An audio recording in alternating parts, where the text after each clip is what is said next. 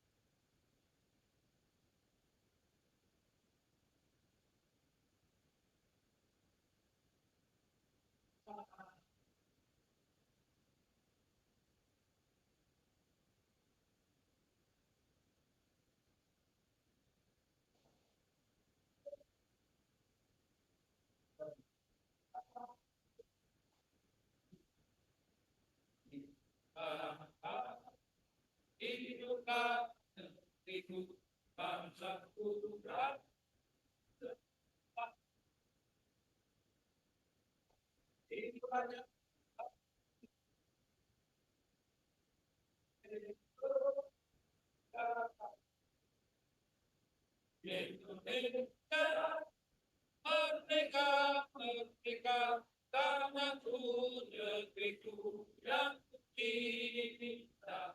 Indonesia merdeka, merdeka, hiduplah Indonesia. Indonesia merdeka, tanahku negeriku yang suci. Indonesia merdeka, merdeka, hiduplah Indonesia.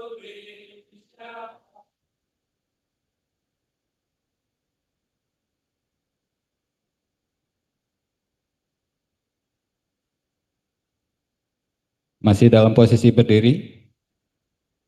Sidang perkara pidana nomor 301 garis miring pidana biasa garis miring 2026 Pengadilan Negeri Jakarta Timur akan segera dimulai. Majelis Hakim dipersilakan memasuki ruang persidangan.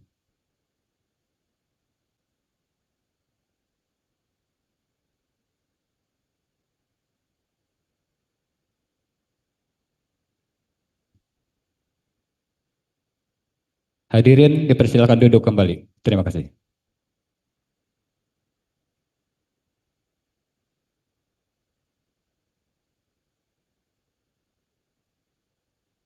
Sidang perkara pidana nomor 301 garing PIT B garing 2026 Pengadilan Negeri Jakarta Timur dibuka nyatakan terbuka untuk umum. Terdakwa sehat? Sehat ya. Sesuai dengan penundaan persidangan yang lalu, hari ini pendapat dari penuntut umum atas perlawanan dari terdakwa. Dipersilakan. Oh ya, sebentar. Sebelum ini ya dilanjutkan, kemarin masih ada surat kuasa yang kurang. Silakan diserahkan.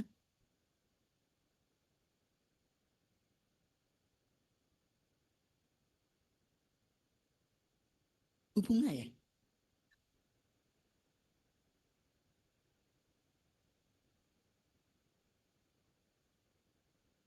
Oh.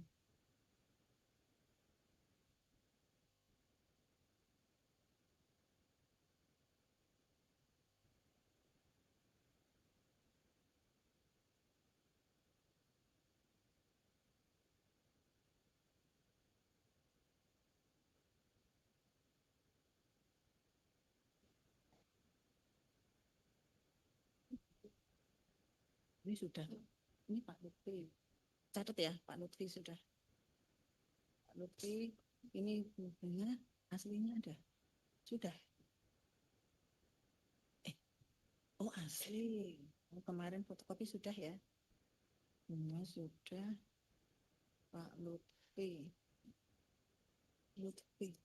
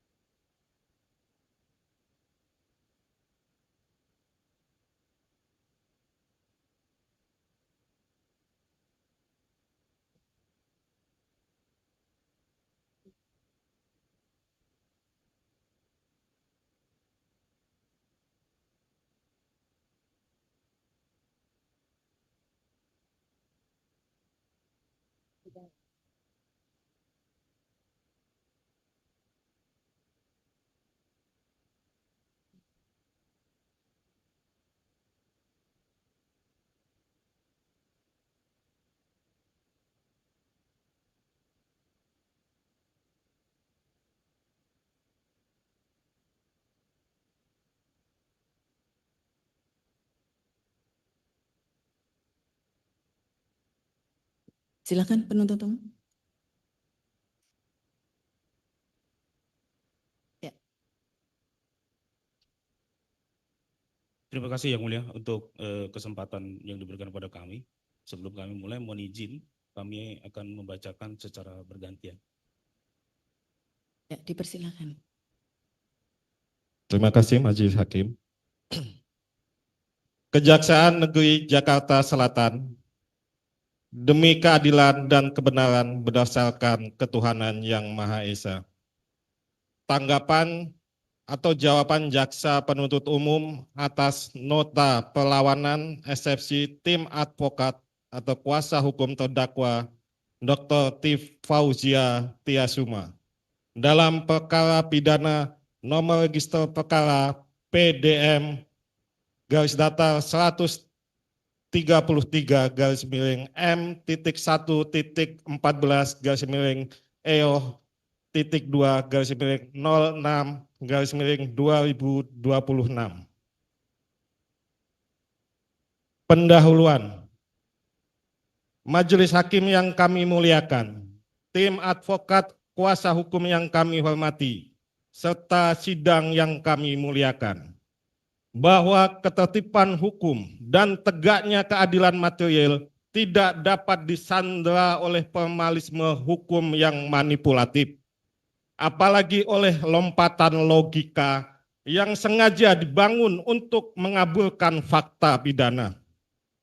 Penuntutan perkara akuo merupakan wujud nyata dari kewenangan absolut negara melalui asas dominus litis yang melekat pada penuntut umum guna merespon tindakan terdakwa yang secara sadar, berlanjut, dan melawan hukum telah menciderai integritas data informasi publik, menyebarkan berita bohong, serta memicu disrupsi sosial di ruang cyber.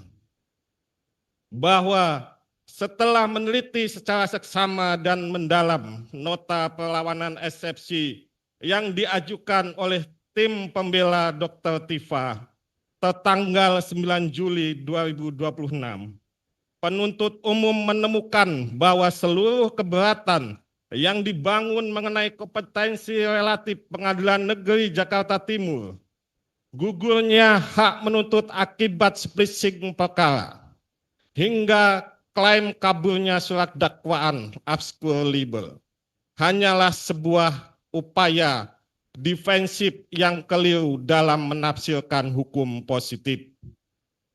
Tim advokat kuasa hukum terdakwa secara sengaja mengeneralisasikan seluruh konstruksi surat dakwaan sebagai delik aduan.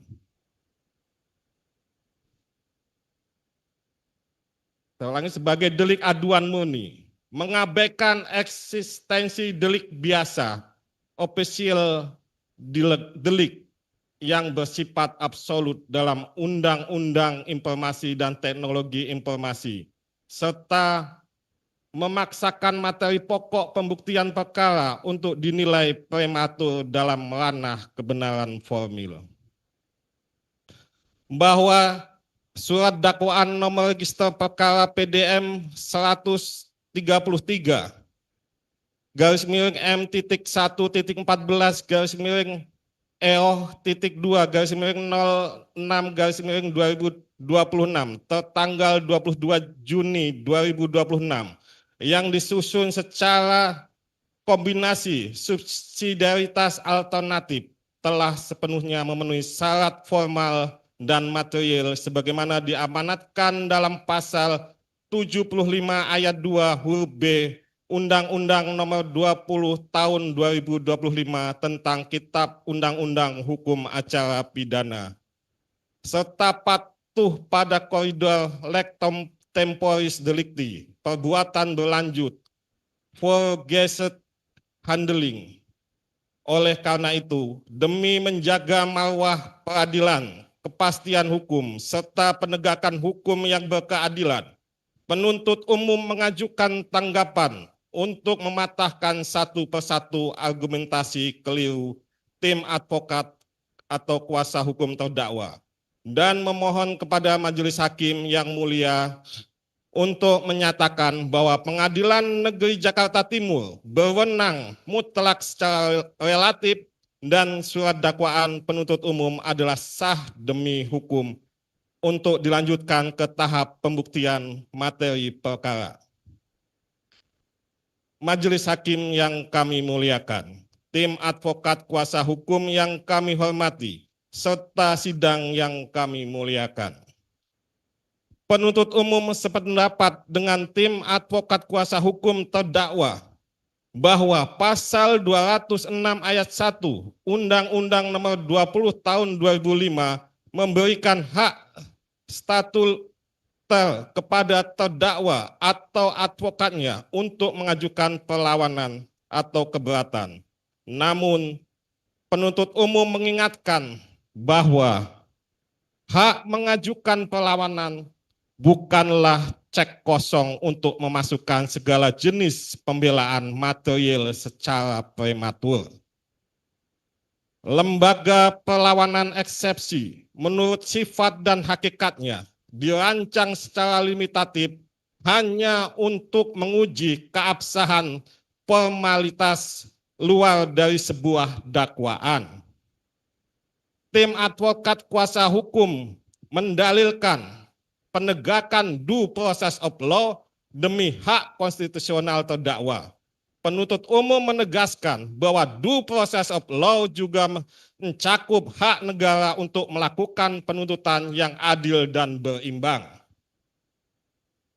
Keseimbangan tersebut akan terganggu jika fase eksepsi dipaksakan untuk memutus perkara sebelum dilakukannya pemeriksaan alat bukti. Bahwa penerapan pasal 206 ayat 1 Undang-Undang Nomor 20 Tahun 2025 oleh penasihat hukum terdakwa adalah sah secara formal, namun secara substansial dasar-dasar keberatan yang diajukan tidak ditopang oleh argumentasi hukum yang kokoh. Surat dakwaan penuntut umum nomor register perkara PDM 133 dan seterusnya adalah dokumen hukum yang sah, valid dan memenuhi seluruh persyaratan undang-undang untuk dijadikan kompas pemeriksaan perkara.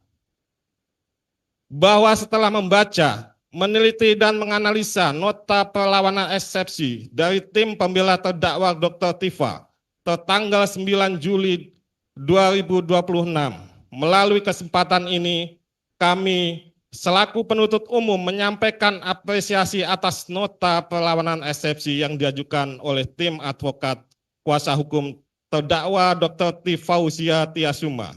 Membela hak terdakwa merupakan esensi dari due process of law. Namun, setelah menelaah secara seksama seluruh dalil keberatan tersebut, kami menemukan adanya lompatan logika hukum, logical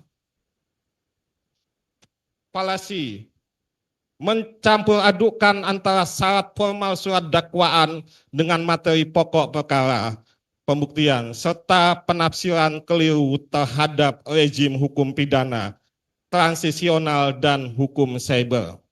Izin dilanjutkan, Mas Rifki. Izin melanjutkan yang mulia. A. Tanggapan atas kompetensi relatif Pengadilan Negeri Jakarta Timur. Pengadilan Negeri Jakarta Timur berwenang secara sah dan mengikat berdasarkan hukum positif.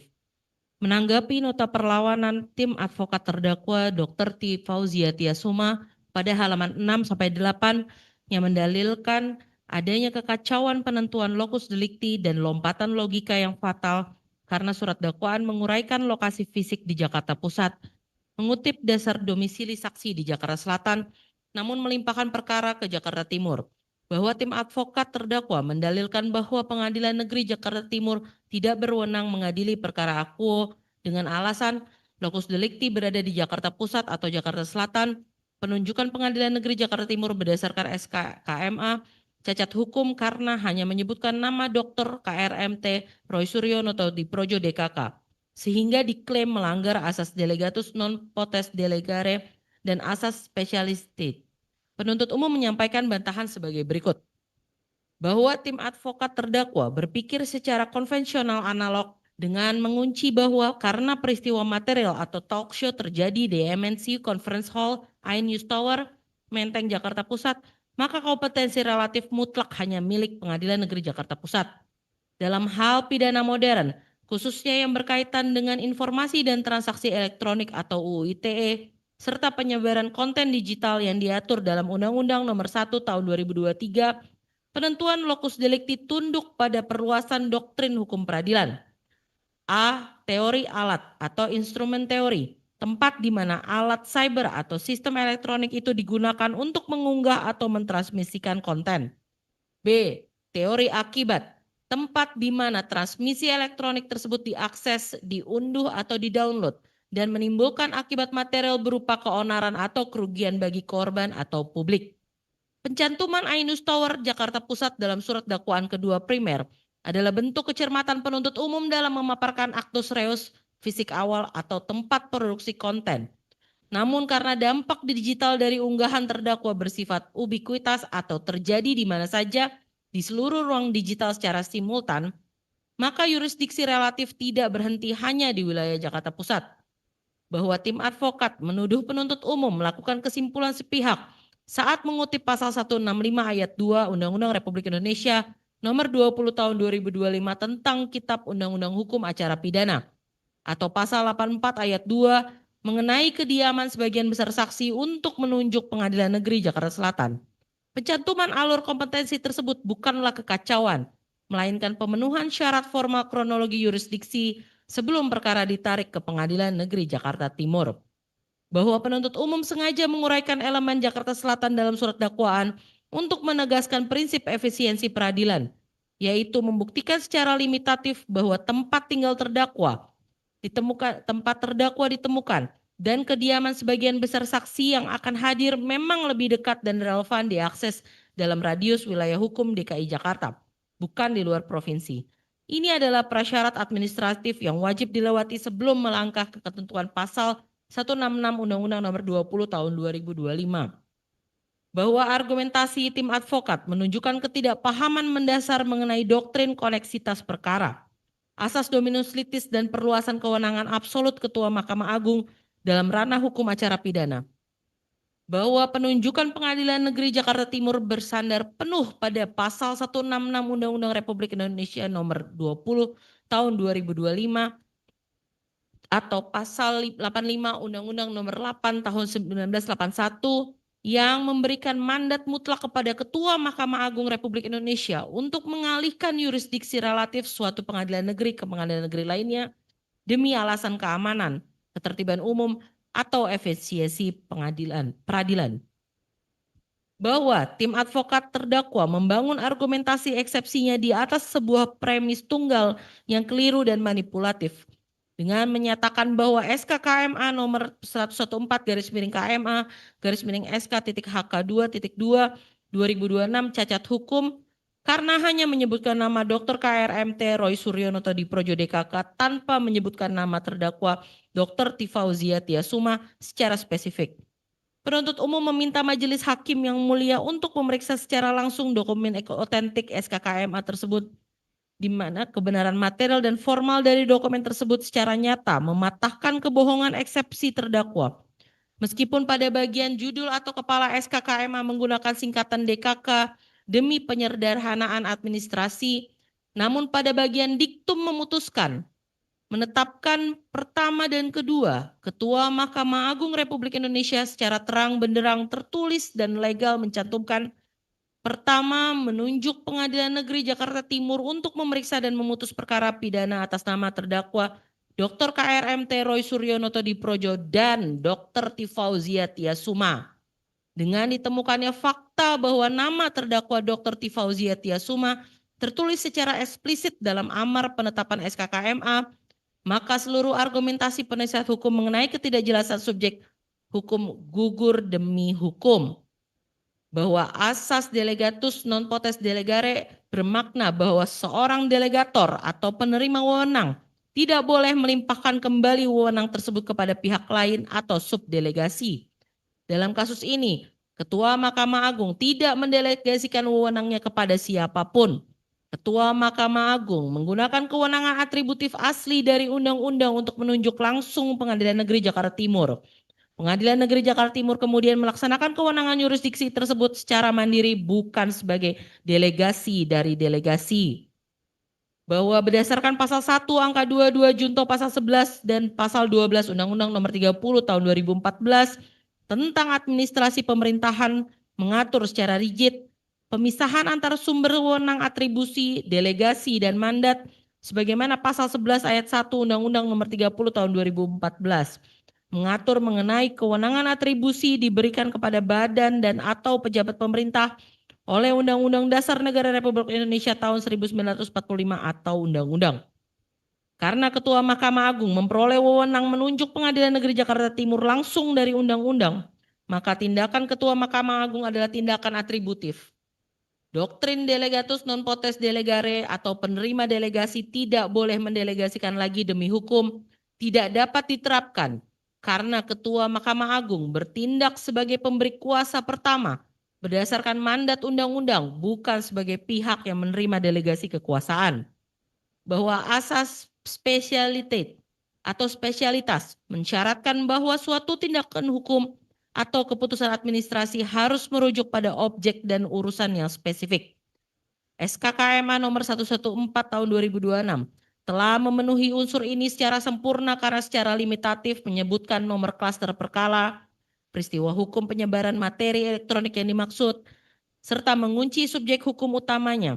Penyebutan DKK mempertegas spesifikasi bahwa seluruh orang yang terlibat dalam berkas perkara berlanjut atau berkaitan tersebut ditarik ke Pengadilan Negeri Jakarta Timur. Pasal 52 dan Pasal 56 Undang-Undang Nomor 30 Tahun 2014 tentang Administrasi Pemerintahan menetapkan syarat syahnya sebuah keputusan badan atau pejabat pemerintahan, yaitu wajib memenuhi syarat kewenangan, syarat prosedur, syarat substansi. Syarat substansi terpenuhi apabila objek keputusan tersebut sudah jelas, pasti, dan dapat ditentukan. Asas spesialis state ini menghendaki agar setiap ketetapan tata usaha negara memiliki spesifikasi urusan yang jelas dan tidak mengambang.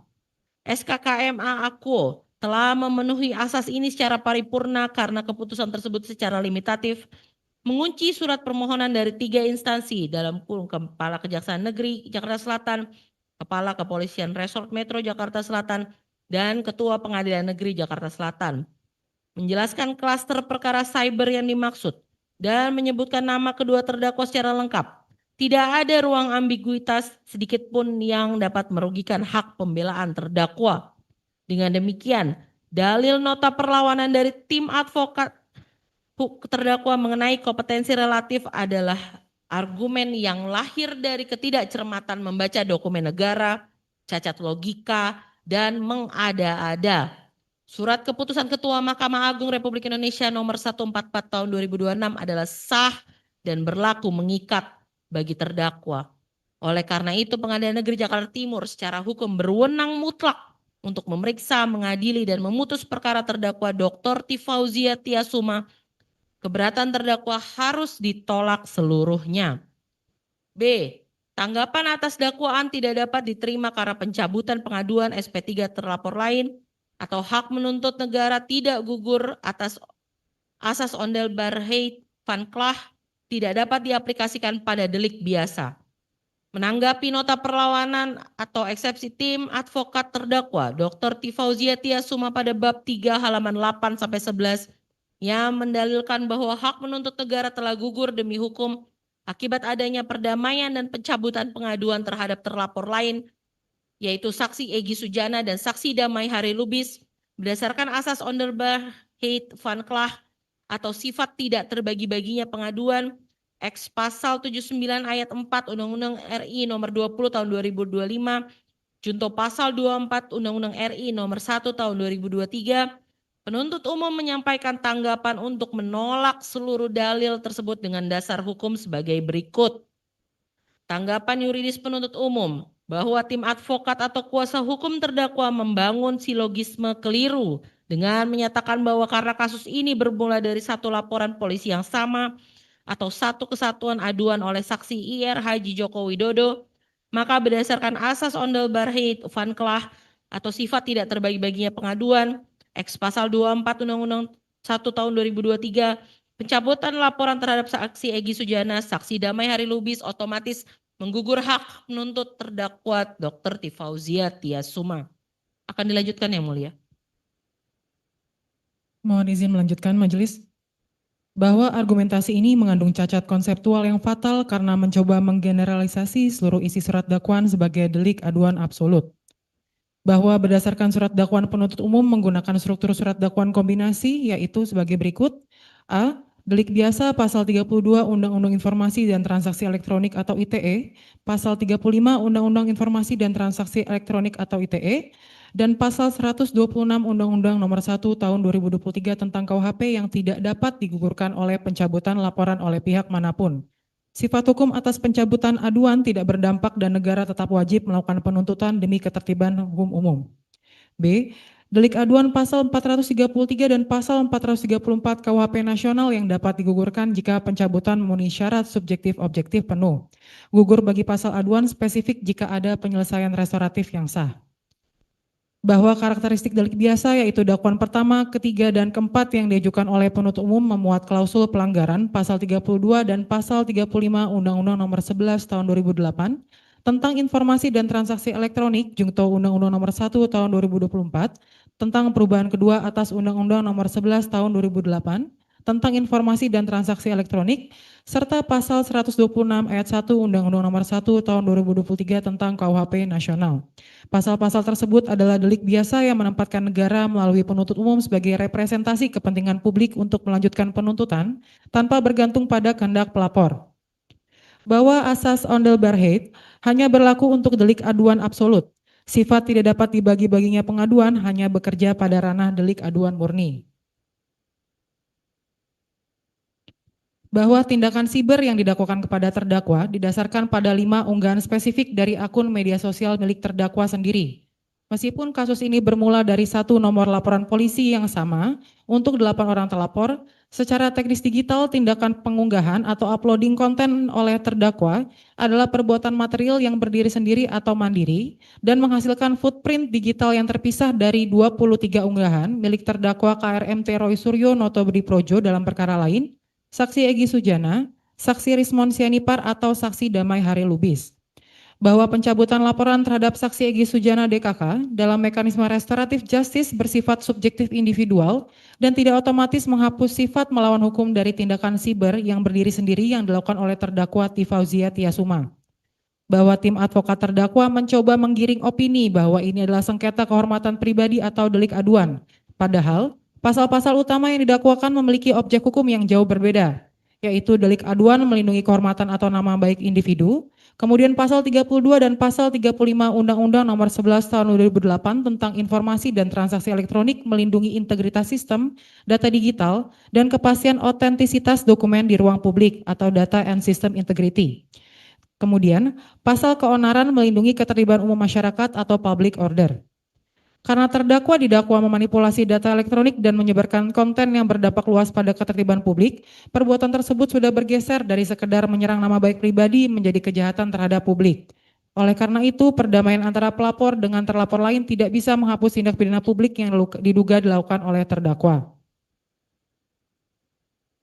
Bahwa tim advokat terdakwa perlu mencermati lebih lanjut pasal 79 ayat 4 Undang-Undang Nomor 20 Tahun 2025 tentang KUHP yang secara eksplisit berbunyi, pencabutan laporan atau pengaduan sebagaimana dimaksud pada ayat 2 hanya dapat dilakukan setelah pelaku memenuhi seluruh kesepakatan.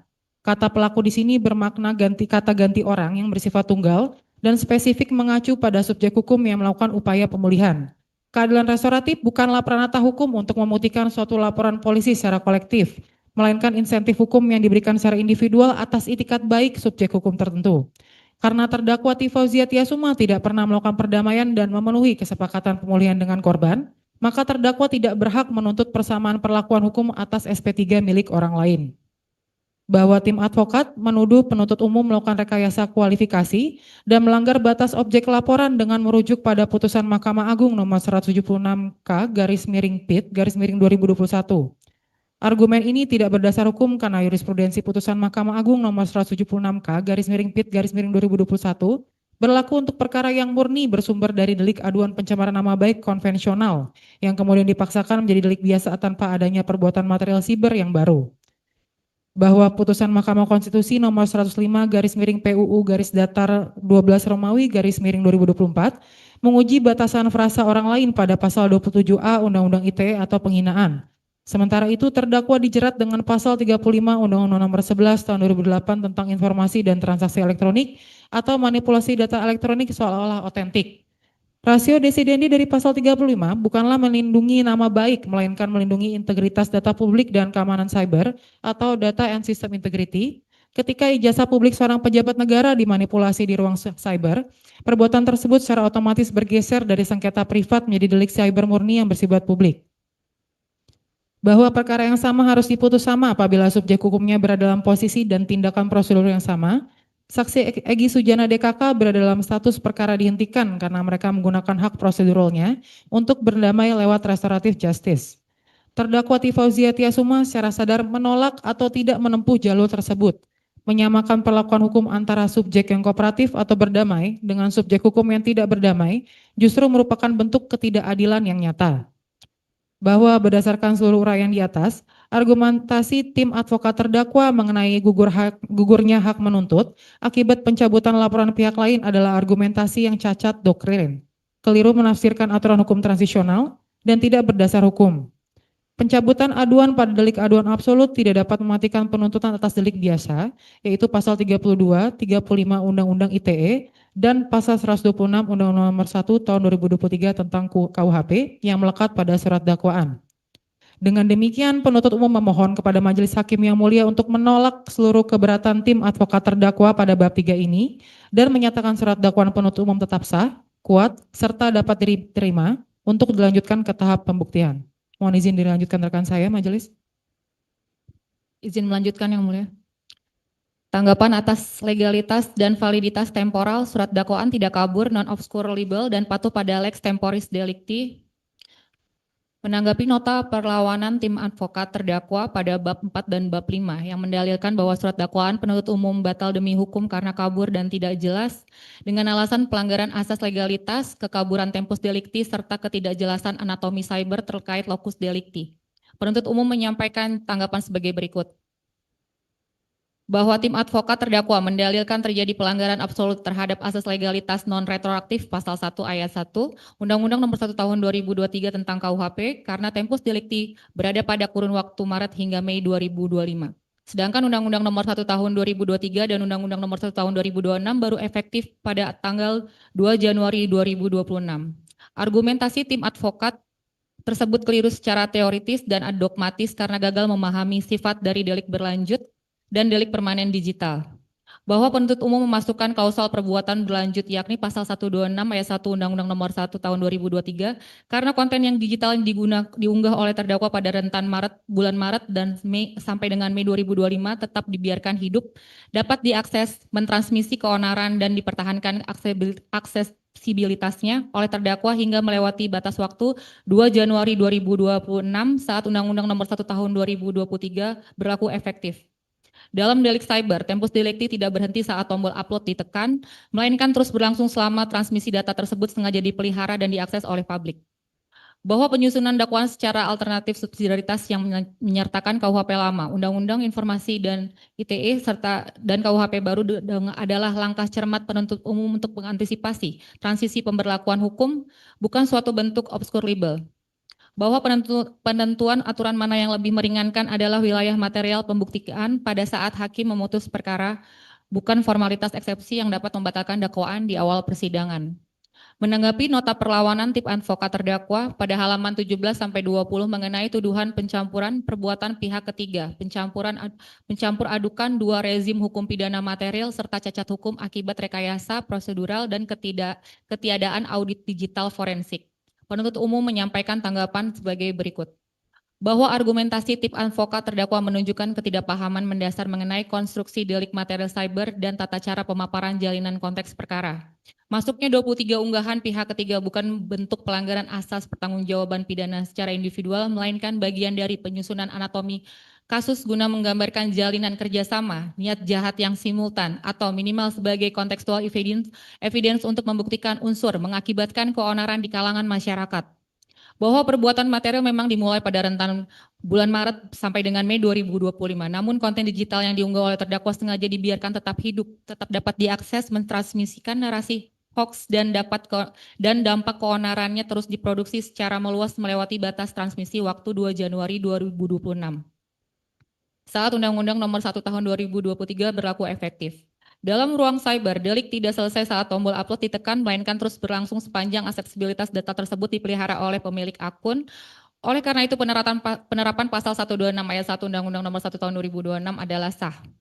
bahwa berdasarkan pasal 3 Undang-Undang Nomor 1 Tahun 2023, jika terjadi perubahan perundang-undangan setelah perbuatan dilakukan, maka diaplikasikan aturan yang paling menguntungkan terdakwa. Penuntut umum menyusun dakwaan secara alternatif subsidiaritas justru untuk memberikan ruang bagi majelis hakim guna menguji dan menyaring secara rigid aturan mana yang paling tepat dan meringankan bagi terdakwa pada saat putusan akhir dijatuhkan, bukan di tahap putusan sela.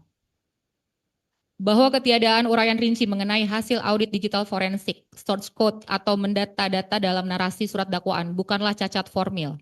Surat dakwaan sebagaimana pasal 75 ayat 2 huruf B Undang-Undang Nomor 20 Tahun 2025 atau pasal 143 ayat 2 Undang-Undang Nomor 8 Tahun 1981 hanya mensyaratkan perumusan unsur delik dan fakta perbuatan. Audit forensik, digital footprint, dan error level analysis atau ELA adalah bukti yang tempatnya untuk diuji di fase pembuktian pokok perkara di persidangan, bukan di pertentangan tahap eksepsi. Untuk isi pasal tidak kami bacakan karena sudah tercantum dalam tanggapan. Bahwa uraian dakwaan nomor Rek perkara PDM 133 sekian sebagaimana didalilkan tim advokat pada bagian 4, 45 dan 46 telah memenuhi prasyarat cermat, jelas, dan lengkap sebagaimana diatur dalam pasal 75 ayat 2 huruf B Undang-Undang RI Nomor 20 Tahun 2025. Seluruh keberatan terdakwa telah melompat jauh memasuki materi pembuktian pokok perkara yang tidak berdasar hukum untuk diperiksa pada tahap putusan sela. Dengan demikian penuntut umum memohon kepada majelis Hakim yang mulia untuk menolak seluruh nota perlawanan tim advokat terdakwa pada klausul-klausul tersebut dan memerintahkan persidangan dilanjutkan ke tahap pemeriksaan materi pokok perkara secara runut mengikuti alur hukum transisional cyber yang sah. Selanjutnya dilakukan keputusan saya.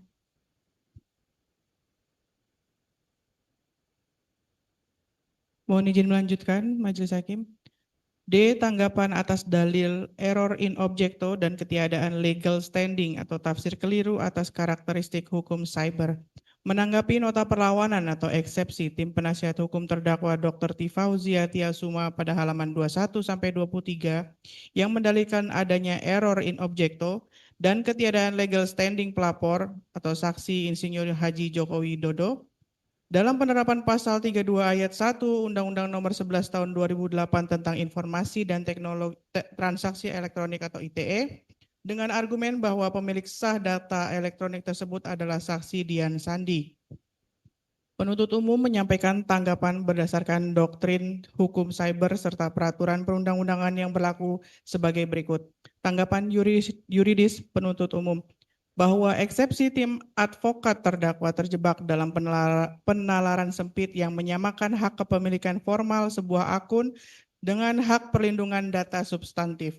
Di dalam bab 11 tentang ketentuan pidana Undang-Undang Nomor 11 Tahun 2008 tentang Informasi dan Transaksi Elektronik atau ITE, pembatasan suatu pasal menjadi delik aduan hanya diatur secara limitatif dan eksplisit untuk pasal penghinaan atau pencemaran nama baik.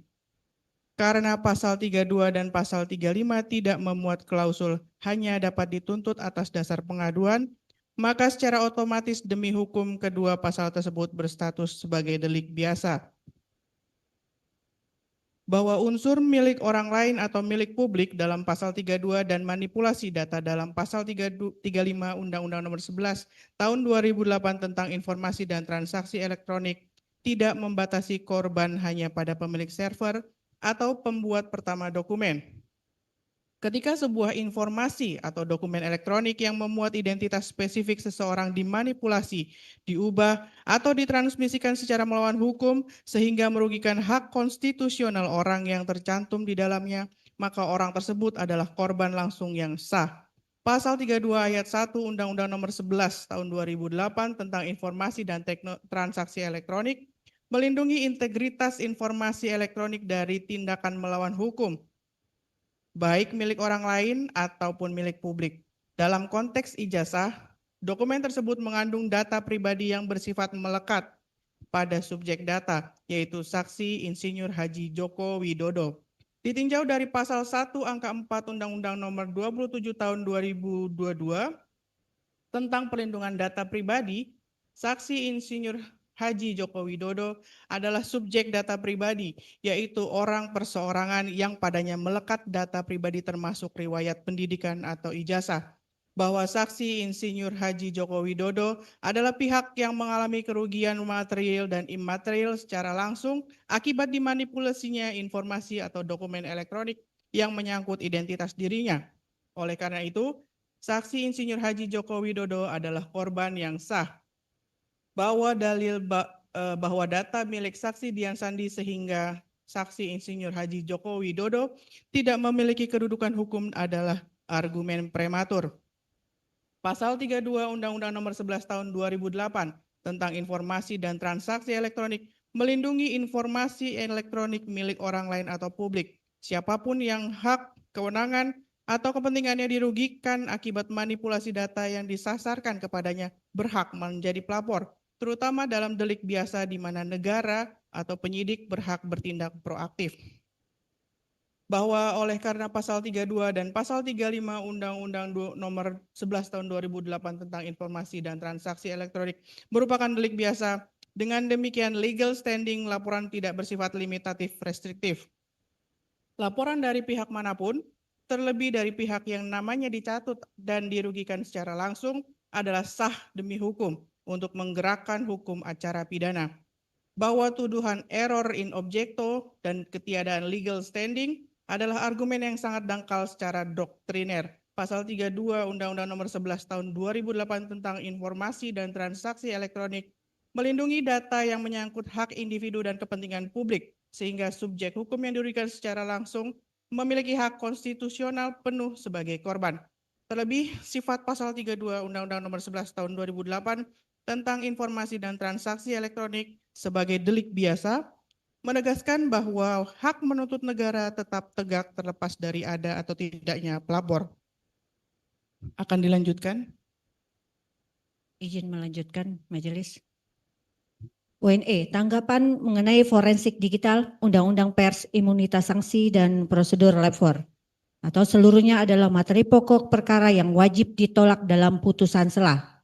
Menanggapi nota pembelaan terdakwa pada halaman 23 sampai dengan 33 yang mendalilkan bahwa surat dakwaan tidak sah karena bertentangan dengan kebebasan pers, kebebasan berpendapat, melanggar Undang-Undang Keterbukaan Informasi Publik, mengabaikan imunitas saksi, serta mengandung cacat formil pada prosedur laboratorium forensik, penuntut umum menyampaikan tanggapan sebagai berikut. Tanggapan yuridis penuntut umum bahwa terdakwa tidak memiliki legalitas sebagai entitas pers yang terdaftar dan tunduk pada Undang-Undang Nomor 40 Tahun 1999 tentang pers, akun media sosial pribadi atau tayangan broadcast takso independen tanpa badan hukum pers dan tanpa proses redaksional yang mengikat pada kode etik jurnalistis adalah masuk dalam kualifikasi platform transmisi elektronik biasa yang tunduk pada Undang-Undang Informasi dan Teknologi Informasi, bukan lex spesialis Undang-Undang Pers. Bahwa pasal 9 ayat 2 Undang-Undang Nomor 40 Tahun 1999 tentang pers mengatur, setiap perusahaan pers harus berbentuk badan hukum Indonesia. Berdasarkan peraturan Dewan Pers tentang standar perusahaan pers, badan hukum yang dimaksud secara limitatif harus berbentuk perseroan terbatas atau PT, yayasan atau koperasi yang khusus menyelenggarakan usaha pers, akun media sosial pribadi atau Instagram, TikTok, YouTube, atau podcast perorangan tidak memenuhi syarat konstitusi sebagai badan hukum pers. Selanjutnya, pasal 1 angka 1 dan angka 2 Undang-Undang Nomor 40 Tahun 1999 tentang pers mengatur dan menetapkan bahwa pers dan perusahaan pers wajib melaksanakan kegiatan jurnalistik yang meliputi mencari, memperoleh, memiliki, menyimpan, mengolah, dan menyampaikan informasi yang mengikatkan diri pada kode etik jurnalistik dan tunduk pada pengawasan Dewan Pers. Bahwa sebagaimana perjanjian kerjasama antara Dewan Pers dengan Polri nomor 03-DP-PKS-11-2022 dan nomor NK-34-11-2022 tanggal 10 November 2022. Junto nota kesepakatan antara Dewan Pers dengan Kejaksaan Agung nomor 01-MOU-11-2023 dan nomor Cap 048-A-JA-02-2023 tanggal 9 Februari 2023 secara limitatif mengatur bahwa penyelesaian sengketa melalui mekanisme Undang-Undang Pers mengatur kerjasama perlindungan hukum menyelesaikan sengketa lewat mekanisme undang-undang pers. Hanya berlaku untuk karya jurnalistik yang diproduksi oleh wartawan profesional dan diterbitkan oleh media yang terverifikasi di Dewan Pers. Konten cyber yang diunggah di akun pribadi yang dilaporkan oleh masyarakat langsung ditarik ke ranah pidana umum atau cyber. Bahwa terdakwa bertindak dengan itikat baik sebagai saksi prostitusi atau apakah unggahannya memenuhi kualifikasi produk pers murni yang lolos sensor redaksional merupakan wilayah pembuktian unsur melawan hukum. Hal ini membutuhkan pemeriksaan saksi-saksi serta bukti material lainnya. Bahwa tim advokat terdakwa yang menyatakan hasil lapor batal demi hukum karena melanggar Perkap nomor 10 tahun 2009 tentang tidak serta-merta mengaktifkan doktrin extraordinary rule yang mensyaratkan pelanggaran hak konstitusional. Kualitas perolehan bukti tersebut adalah materi pokok perkara yang wajib diuji pada tahap pembuktian, bukan dalam eksepsi ini. Sah atau tidaknya prosedur penyitaan dan uji laboratorium forensik atau sebuah dokumen digital adalah murni materi pra-peradilan atau materi pembuktian di muka persidangan. Eksepsi sesuai ruang lingkupnya hanya menilai apakah surat dakwaan sah, cermat, jelas, dan pengadilan berwenang mengadili, bukan menilai legalitas perolehan alat bukti. Jika penasihat hukum merasa alat bukti diperoleh secara ilegal, panggung untuk menggugurkannya adalah pada saat pembuktian akuo, bukan melalui eksepsi. Bahwa tim advokat terdakwa secara keliru membersihkan pasal 28F Undang-Undang 1945 sebagai hak yang tidak dapat dibatasi. Di dalam tata negara Indonesia, kebebasan berekspresi dibatasi secara ketat oleh pasal 28J ayat 2 Undang-Undang Dasar 1945 demi menghormati hak orang lain dan memenuhi tuntutan yang adil sesuai dengan pertimbangan moral, nilai-nilai agama, keamanan, dan ketertiban umum.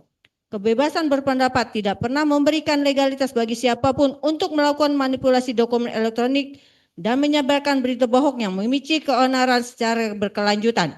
Bahwa tim advokat terdakwa keliru memakai forum sengketa undang-undang keterbukaan informasi publik jika masyarakat atau terdakwa merasa hak informasi atau ijazah tersebut dihambat oleh badan hukum dan izin. Badan publik dalam hal ini adalah Universitas Gadjah Mada dan KPU. Hukum telah menyediakan mekanismenya, yaitu melalui sengketa informasi di Komisi Informasi berdasarkan mekanisme Undang-Undang Nomor 14 Tahun 2008, bukan dengan cara melakukan penghakiman sepihak dan manipulasi data di media sosial. Bahwa kekebalan hukum pasal 10 Undang-Undang Nomor 31 Tahun 2014 hanya melekat pada keterangan yang diberikan secara resmi di dalam forum prostitusi dengan itikat baik. Dakwaan penuntut umum menyasar 28 unggahan media sosial di mana terdakwa memberikan hak klaim transmisi data dan opini sebelum atau di luar kapasitasnya saat diperiksa secara BAP. Publikasi media sosial pribadi tidak memiliki imunitas hukum. Pasal 10 ayat 1 Undang-Undang Nomor 31 Tahun 2014 tentang perubahan atas Undang-Undang Nomor 13 Tahun 2006 tentang perlindungan saksi dan korban mengatur saksi, korban, saksi pelaku, dan atau pelapor tidak dapat dituntut secara hukum, baik pidana maupun perdata atas kesaksian dan atau laporan yang akan sedang atau telah diberikan, kecuali kesaksian atau laporan tersebut diberikan tidak dengan itikat baik.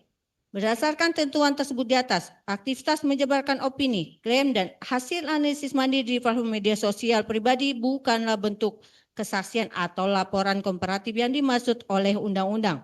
Platform digital pribadi adalah ranah publik cyber murni, bukan forum prostitusi. Pasal 1 angka 21 Undang-Undang Nomor 11 Tahun 2008 Junto Undang-Undang Nomor 1 Tahun 2024 menetapkan bahwa agen elektronik atau pengguna media sosial bertindak sebagai subjek hukum perorangan cyber yang memegang tanggung jawab hukum atas setiap dokumen elektronik yang ia buat dapat diakses oleh publik.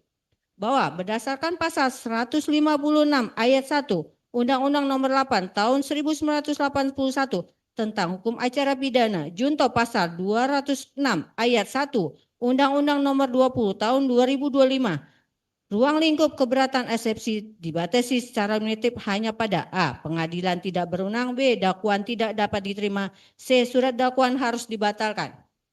bahwa jurisprudensi tetap Mahkamah Agung RI keberatannya menyatakan bahwa terdakwa mempunyai hak imunitas alat bukti tidak sah atau perbuatan yang didakwakan bukan tidak pidana melainkan ranah hukum lain adalah keberatan yang sudah masuk ke dalam penilaian pembuktian materi perkara.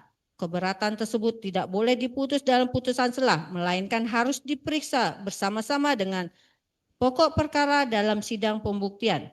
Bahwa sah atau tidaknya barang bukti terpenuhi atau tidaknya syarat formal Perkap nomor 10 tahun 2009 serta bernilai atau tidaknya tangkapan layar sebagai alat bukti elektronik hanya dapat dinilai setelah penuntut umum mengajukan ahli digital forensik di persidangan untuk diuji melalui mekanisme cross examination. Bahwa seluruh argumen tim advokat terdakwa pada bab 5 dan 6 mengenai ketidakpasahan penuntut adalah argumen pembelaan materi yang dipaksakan untuk masuk ke pintu eksepsi. Surat dakwaan penuntut umum tetap sah, kokoh, dan murni ditegakkan demi ketertiban umum serta kedaulatan data digital publik, bukan untuk kepentingan non-hukum. Dan dengan demikian, penuntut umum memohon kepada Majelis Hakim Pengadilan Negeri Jakarta Timur yang mulia untuk menolak seluruh keberatan tim advokat terdakwa pada klausul surat dakwaan tidak sah karena bukan untuk kepentingan penegakan hukum untuk seluruhnya dan memerintahkan agar sidang dilanjutkan dengan agenda pemeriksaan materi pokok perkara. Mohon izin dilanjutkan. Bagian 2 kesimpulan. Majelis Hakim yang kami muliakan, tim advokat dan juga terdakwa yang kami hormati, serta sidang yang kami muliakan. Berdasarkan seluruh analisis yuridis, doktrin hukum cyber dan delianisasi, peraturan perundang-undangan transisional yang telah kami uraikan secara lengkap di atas, penuntut umum mendeduksi beberapa konklusi hukum yang bersifat absolut untuk mematahkan nota perlawanan dari terdakwa Dr. Tifauzia Tiasuma, yaitu: pertama, Pengadilan Negeri Jakarta Timur berwenang mutlak secara relatif, di mana eksistensi surat keputusan Ketua Mahkamah Agung RI nomor 114/KMA/SK.HK2.2/6 Romawi /2026 yang bersandarkan pada mandat atributif pasal 166 Undang-Undang RI nomor 20 tahun 2025. Jungto pasal 85 KUHP lama adalah sah dan mengikat, di mana frasa dan kawan-kawan atau DKK di dalamnya secara faktual neksus merangkum terdakwa sebagai bagian dari kesatuan klister-klister peristiwa. Dalil pelanggaran asas specialitate dan delegatus non potest delegare merupakan sesat pikir konseptual karena Mahkamah Agung menggunakan kewenangan asli undang-undang demi efisiensi peradilan. 2. Mengenai hak menuntut negara yang tidak gugur. Pencabutan laporan terhadap terlapor lain yaitu saksi Egy Sujana dan kawan-kawan melalui mekanisme restoratif justice bersifat subjektif individual berdasarkan pasal 79 ayat 4 UU nomor 20 tahun 2025. Surat dakwaan penuntut umum yang menggunakan struktur kombinasi yang didominasi oleh delik biasa yaitu pasal 32 dan pasal 35 UU ITE serta pasal 126 UU nomor 1 tahun 2023. Sehingga asas ondelbarheid van klah demi hukum lumpuh dan tidak dapat diaplikasikan. 3. Surat dakwaan sah, cermat, jelas, lengkap, dan tidak obskur libel. Surat dakwaan telah memenuhi standarisasi rumusan pasal 75 ayat 2 huruf B UU nomor 20 tahun 2025 KUHP baru, jungto pasal 143 ayat 2 KUHP lama. Penerapan pasal 126 ayat 1 UU nomor 1 tahun 2023 adalah konstitusional berdasarkan doktrin continuous digital crime. Mengingat terdakwa secara sadar memelihara aksesibilitas konten manipulatif tersebut melintasi batas transisi berlakunya KUHP nasional, yaitu 2 Januari 2026. 4. Legal standing pelapor valid dan bebas dari error in objecto. Saksi Insinyur Haji Joko Widodo adalah data subjek atau korban langsung yang hak konstitusional dan data pribadinya melekat secara inheren pada objek ijazah yang dimanipulasi oleh terdakwa. Karena yang dilanggar adalah pasal 32 dan pasal 35 UU nomor 11 tahun 2008 tentang ITE dan perubahannya yang memiliki karakter delik biasa, maka legal standing pelapor bersifat non-restriktif demi melindungi integritas data publik atau data integrity. 5. Eksepsi terdakwa salah kamar atau prematur. Seluruh dalil perlawanan mengenai hak imunitas saksi pasal 10 UU nomor 31 tahun 2014, kebebasan pers UU nomor 40 tahun 1999, penolakan bukti tangkapan layar hingga cacat prosedur lapor berdasarkan peraturan Kapolri nomor 10 tahun 2009, atau exclusionary rule dalam pasal 235 UU nomor 20 tahun 2025 secara nyata telah melompat jauh memasuki materi pokok perkara berdasarkan jurisprudensi tetap Mahkamah Agung RI nomor 55 K garing PIT garing 1995 jungto pasal 206 ayat 3 UU nomor 20 tahun 2025 keberatan tersebut tidak boleh diputus dalam putusan sela, melainkan wajib ditolak dan diperiksa bersama-sama pada sidang pembuktian. Selanjutnya akan dilanjutkan oleh rekan kami. Izin yang melanjutkan yang mulia. Majelis hakim yang kami muliakan, tim advokat, kuasa hukum yang kami hormati, serta sidang yang kami muliakan. Berdasar kesimpulan yuridis yang telah dipaparkan di atas, kami penuntut umum dalam perkara ini memohon kepada Majelis Hakim Pengadilan Negeri Jakarta Timur yang mulia yang memeriksa, mengadili, dan memutus perkara akuo untuk berkenan menjatuhkan putusan sela dengan amar sebagai berikut. 1. Menolak seluruh perlawanan eksepsi dari terdakwa dan tim advokat kuasa hukum terdakwa Dr. Tifausia Tiasuma untuk seluruhnya. 2. Menyatakan Pengadilan Negeri Jakarta Timur berwenang mutlak secara relatif untuk memeriksa, mengadili, dan memutus perkara pidana nomor 301 garing PIT.SUS garing 2026 garing PNJKT.TIM atas nama terdakwa Dr. Tifausia Tiasuma. 3. Menyatakan surat dakwaan jaksa penuntut umum nomor register perkara PDM 133 garing M.1.14 garing EOH titik 2 garing 06 garing 2026 tertanggal 22 Juni 2026 adalah sah menurut hukum karena telah memenuhi syarat-syarat formal dan material undang-undang sebagai dasar pemeriksaan perkara. 4. Memerintahkan agar pemeriksaan perkara pidana atas nama terdakwa Dr. Tifausia Tiasuma dilanjutkan ke tahap pemeriksaan materi pokok perkara dengan melakukan pembuktian di persidangan.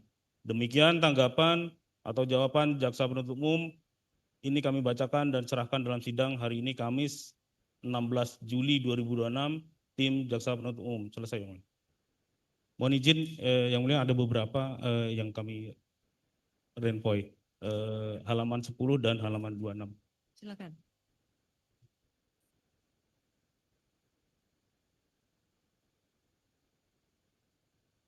Untuk advokatnya ada?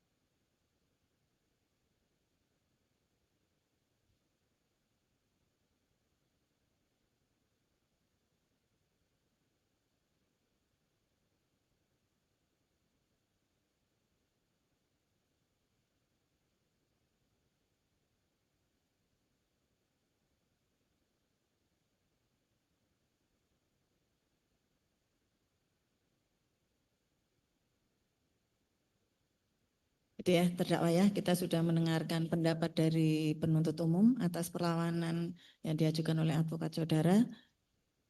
Giliran nanti majelis akan mengambil putusan gitu ya. Sebelumnya absen Pak karena advokat ini kan banyak ya Pak ya. Kemarin sudah kami periksa, tadi sudah dicek kembali. Ternyata ada beberapa yang belum menyerahkan fotokopi kartu advokat dan BAS atas nama Dr. M. Taufik, kemudian Pak Wirawan Adnan, M. Fahri, dan Andika. Mungkin kalau sudah membawa bisa diserahkan sekarang Pak. Pak Dr. M. Taufik, ada mungkin fotokopinya? Fotokopinya saja, kartu advokat dan BAS. Wirawan sudah nampaknya. Wirawan Adnan, tidak ada. Aslinya mungkin sudah ditunjukkan. Aslinya tapi nggak kami ditunjukkan. belum, Ditunjukkan lagi. fotokopi. Kalau aslinya sudah, jadi kami untuk minta kopinya untuk dokumen di berkas. Yang diperlukan fotokopinya. Fotokopinya, karena aslinya kan sudah tadi Pak Taufik tadi juga sudah. Mungkin ada Pak sekarang membawa. Ya, kartu advokat dengan berita acara. Fotokopi kartu advokat.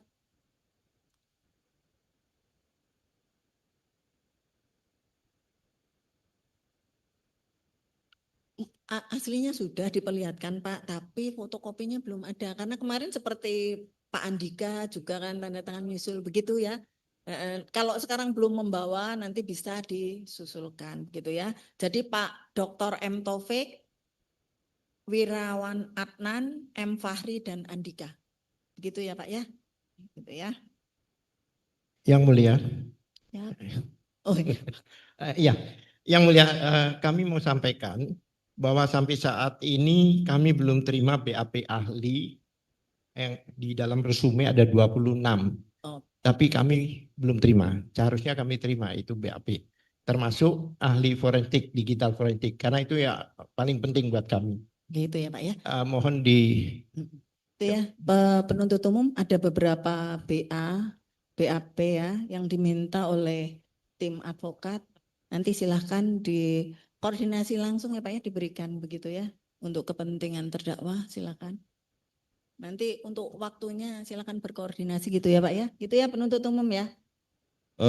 Izin Majelis Hakim, dalam kesempatan ini mungkin kami sampaikan juga bahwa untuk ahli nanti kami akan susulkan, kami sampaikan karena kami sedang akan memilah ahli siapa saja yang akan kita hadirkan di persidangan. Jadi nanti sebelum persidangan dimulai kami akan sampaikan itu mana yang akan kita hadirkan di persidangan. Terima kasih Mas. Yang mulia, keberatan yang mulia atas sikap dari saudara penuntut umum yang mulia. Kalau kita perhatikan, saya mau ajukan pertanyaan dulu saja sebelum kita lanjutkan.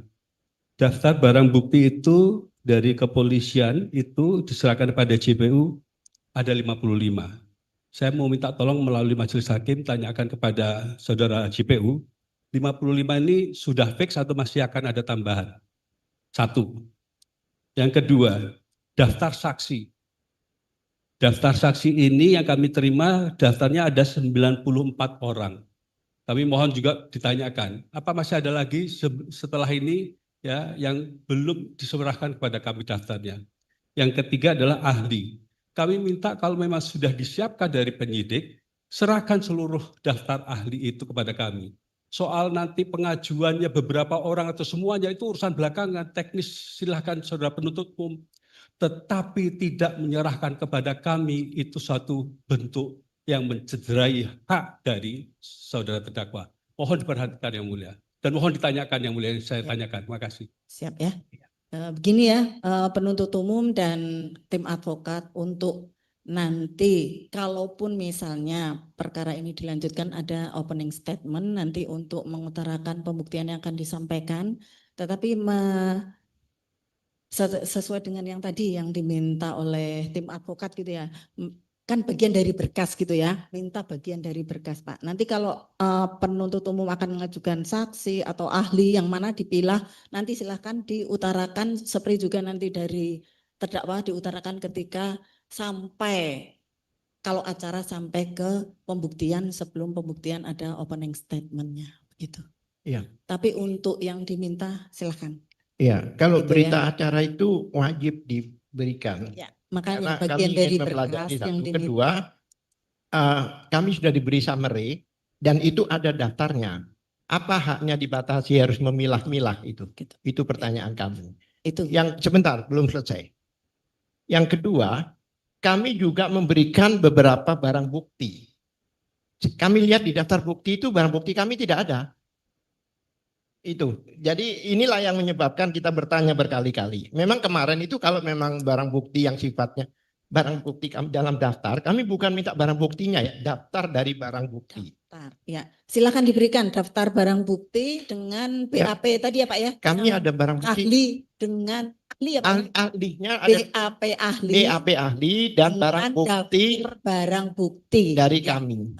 Yang kami. Karena saya sendiri yang menyerahkan pada waktu itu ke penyidik. Gitu ya. Mohon Itu ya, izin. penuntut umum. Mohon Terus izin Majelis diberikan Hakim. saja daftar barang bukti dengan BAP ahli yang diminta. Begitu ya, karena bagian dari berkas. Kemarin kan yang saksi sudah diberikan. Begitu ya, koordinasi untuk waktu pemberiannya, begitu ya. Mohon izin Jangan Majelis Hakim, mohon izin untuk diberikan kesempatan kepada kami untuk memberikan tanggapan juga, karena dari penasihat hukum kan sudah berbicara, tentunya kita juga harus memberikan tanggapan supaya Majelis Hakim nanti memberikan keputusan secara bijaksana. Majelis, ini kan bukan masalah majelis hakim. Biar menyampaikan dulu dari penuntut umum ya Pak ya, silakan. Silakan. Ya, sesuai dengan pasal 153, kami ingin membacakan bahwa penyidik penuntut umum atau petugas lembaga pemasyarakatan wajib memberikan salinan berita acara pemeriksaan kepada tersangka, terdakwa atau advokatnya untuk kepentingan pembelaannya dalam waktu paling lama 1 hari terhitung sejak penandatangan berita acara pemeriksaan. Hanya berita acara pemeriksaan Majelis Hakim. Dan tentunya kemarin sudah kami sampaikan juga bahwa untuk barang bukti kami berpedoman pada penetapan dari Majelis Hakim terkait dengan penetapan hari sidang. Bahwa di situ disebutkan bahwa penuntut umum diperintahkan untuk menghadirkan terdakwa, saksi-saksi dan barang bukti. Dan tentunya itu nanti pada saat waktunya di persidangan.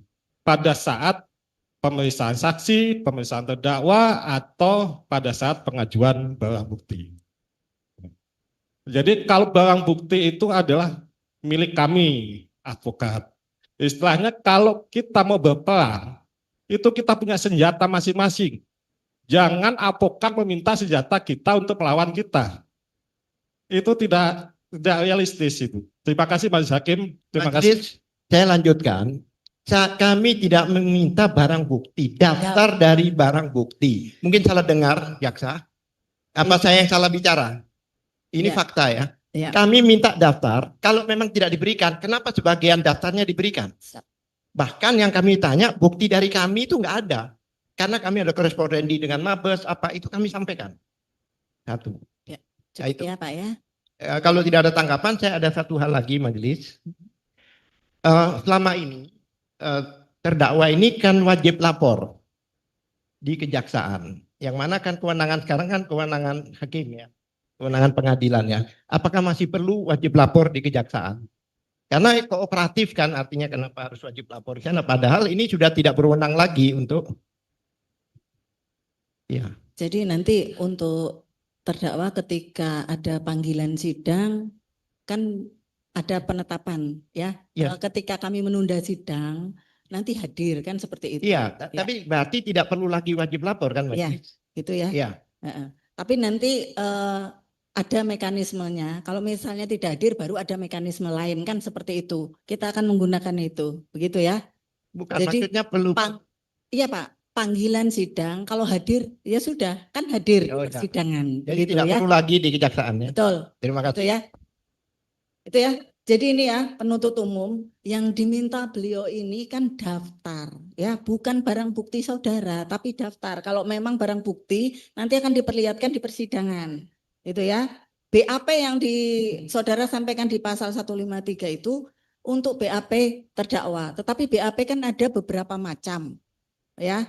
Dan ini minta BAP saksi. Nanti kan saksi juga kalau memang berlanjut kan didengar juga. Jadi silakan diberikan koordinasi waktu Ya. untuk pemberiannya, begitu ya? Mohon Ya, izin kami- majelis, kami mohon mendesak izin sampaikan. menyampaikan. Karena bagian dari berkas ya. Mohon izin menyampaikan sebelumnya majelis, apabila sudah kita perdebatkan dari persidangan sebelumnya sudah kita sepakati kalau yang diberikan hanya salinan berita acara pemeriksaan majelis, mohon izin. Terkait dengan daftar barang bukti adalah bukan dari kelengkapan dari salinan berita acara pemeriksaan majelis. Dan apabila terdapat pertanyaan dari advokat terdakwa yang menyatakan kenapa barang bukti dari mereka tidak dicantumkan di dalam daftar barang bukti kami, nanti silahkan dari terdakwa akan mengajukan barang buktinya pada tahap pembuktian majelis. Itu adalah Saya barang bukti kami. agak bingung juga. Kami tidak minta barang bukti. Iya. Kami Itu ya. hanya minta Dari di daftar. pasal 75 sudah ya. Jadi Itu untuk dari- bagian dari dari barang berkas silakan diberikan. Mohon Itu izin saja. majelis, kami merasa sepertinya pengertian yang kami sampaikan sudah harusnya dimengerti oleh advokat terdakwa, jadi agar supaya tidak diperpanjang lagi majelis, mohon izin. Masalah Daftar barang bukti tidak termasuk dalam salinan berita acara pemeriksaan. Terima kasih majelis. majelis, ini hak kami majelis. Ya. Hak terdakwa. Lah masa terdakwa diabaikan? Saya bertanya, ada apa? Satu, BAP selama saya sidang 30 tahun lebih majelis, itu yang namanya berita acara ahli diberikan. Berita acara ya.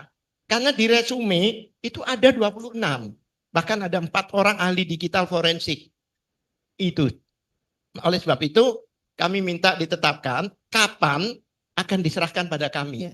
Ini berita acara pemeriksaan kan bukan hanya berita acara pemeriksaannya terdakwa, Belum. tetapi ada saksi dan yang lainnya, ada termasuk ahli juga gitu. Siap. Jadi BAP Izin. pemeriksaan tidak hanya BAP terdakwa. Mohon gitu izin ya. menanggapi majelis, terkait dengan salinan berita acara pemeriksaan ahli memang sudah kami serahkan, namun apabila memang belum lengkap, kami akan setelah ini berkoordinasi dengan advokat terdakwa terkait dengan salinan berita acara pemeriksaan majelis, Ya. mohon izin. Majelis. Terima kasih. Yang kami terima dari jaksa itu masih ada di mobil. Bisa nggak jaksa mencarikan di situ 26 berita acara? Itu Faktanya Izin majelis, Kan saya rasa kekurangannya kami gitu ya. tadi sudah cukup menyampaikan kalau kami akan berkoordinasi dengan advokat terkait pemberian. betul. Jadi ini sudah bersedia. Tidak Pak. perlu diperpanjang majelis, mohon izin. Kalau tidak bersedia apa maksudnya? Ini sudah bersedia akan berkoordinasi untuk memberikan kekurangannya begitu kan ya, dari penuntut umum bersedia Pak akan berkoordinasi untuk memberikan kekurangannya yang enggak sama. Ya, nanti berkoordinasi ya Pak ya waktunya di luar persidangan untuk waktunya begitu Baik. ya. Gitu ya. Jadi untuk persidangan selanjutnya majelis akan bermusyawarah terlebih dahulu untuk mengambil putusan atas perlawanan terdakwa ya. Sidang akan ditunda hari Kamis tanggal 23 Juli 2026 pukul 09.00. Ya. Sidang selesai ditutup. Hadirin dimohon berdiri. Majelis hakim bersiap meninggalkan ruang persidangan.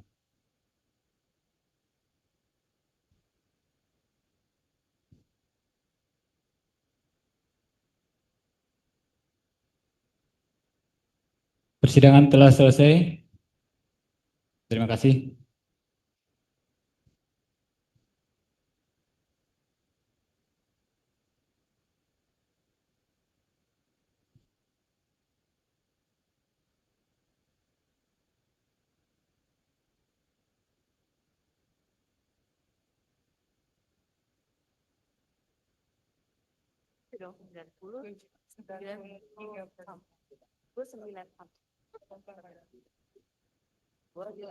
Anaknya Pak Kohar.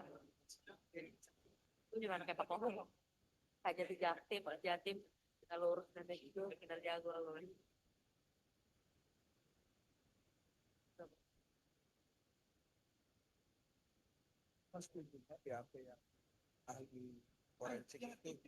Iya. Pokoknya khususnya BAP, udah BAP mati lu semua. Itu Jesse bikin baru ya, TBD. Kemarin Roy Suryo pakai pin, save Roy Suryo. Apanya? Apanya? Mau ya jasanya? Daripada kita pakai hitam mulu itu. Yang mana? Makanya sering pakai seragam. Enggak.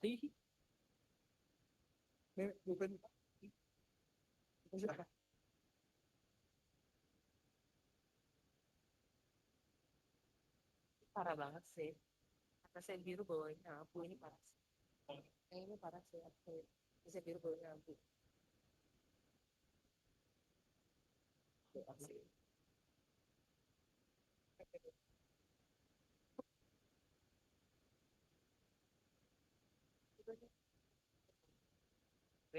Punya kamu udah dipulangin belum?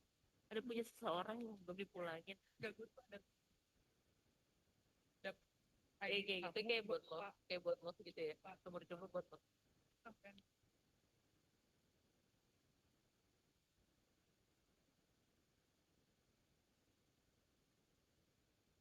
Ya. Hadirin dipersilakan. Hadirin di